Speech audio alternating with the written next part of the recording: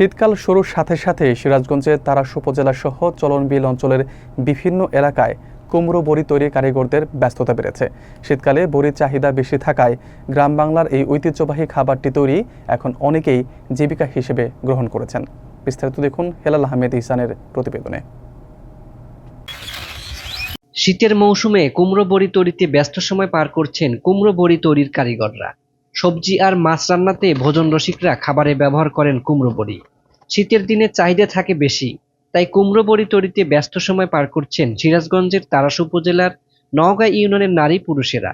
কারিগররা জানান, দেশীয় উৎপাদনে তৈরি করা হয় কুমড়ো বড়ি।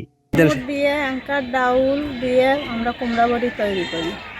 ব্যবসায়ীরা বলছেন, কাঁচামাল, মাসকালাই ডাল সহ সব ডালের দাম বৃদ্ধি পাওয়ায় বড়ির উৎপাদন খরচ বেড়ে গেছে। ডাউল দিয়ে আমরা এটা বানাই, একে বলে কুমড়া বড়ি। তবে বড়ির চাহিদা বাড়ায় ব্যবসায়ের ক্ষতির পরিমাণ কম হচ্ছে। এদিকে তারাস উপজেলা সমাজসেবা কর্মকর্তা মোহাম্মদ ইলিয়াস হাসান শেখ বলেন, সরকারি সুনির্দিষ্ট কোনো বরাদ্দ পেলে সে অর্থ এই শিল্প কাজে জড়িতদের মাঝে দেওয়া হবে। এই শিল্পের সাথে যারা সংশ্লিষ্ট আছেন তাদের আর্থসামাজিক উন্নয়নে উপজেলা সমাজসেবা কার্যালয় তারাসের পক্ষ থেকে আর্থিকভাবে সহযোগিতা করার চেষ্টা করা হবে। এছাড়াও যদি সরকারের আরও কোনো সুনির্দিষ্ট বরাদ্দ পাওয়া যায় তাহলে সেই অর্থ এই শিল্পের সাথে জড়িত সংশ্লিষ্ট মানুষদের সাথে খরচ করে তাদের আর্থসামাজিক উন্নয়ন ঘটানো যেতে পারে।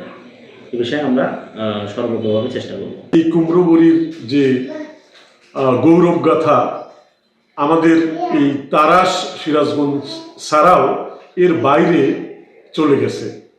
এটির যদি সুষ্ঠু পৃষ্ঠপোষকতা এবং এখানে যদি রাষ্ট্রের একটি সুনজর থাকে তাহলে নওগাঁয়ের কুমড়ো বড়ি এটি একটি বৃহৎ শিল্পে পরিণত হতে পারে। স্থানীয়রা জানান, সরকারের পৃষ্ঠপোষকতা পেলে এ শিল্প দেশের অর্থনীতিতে ভূমিকা রাখবে, পাশাপাশি কারিগরদের জীবনমানেরও উন্নত হবে, এমনটাই প্রত্যাশা সকলের।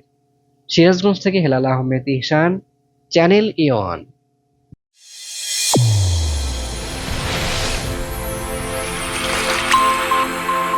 চ্যানেল A1, হৃদয়ের স্পন্দন।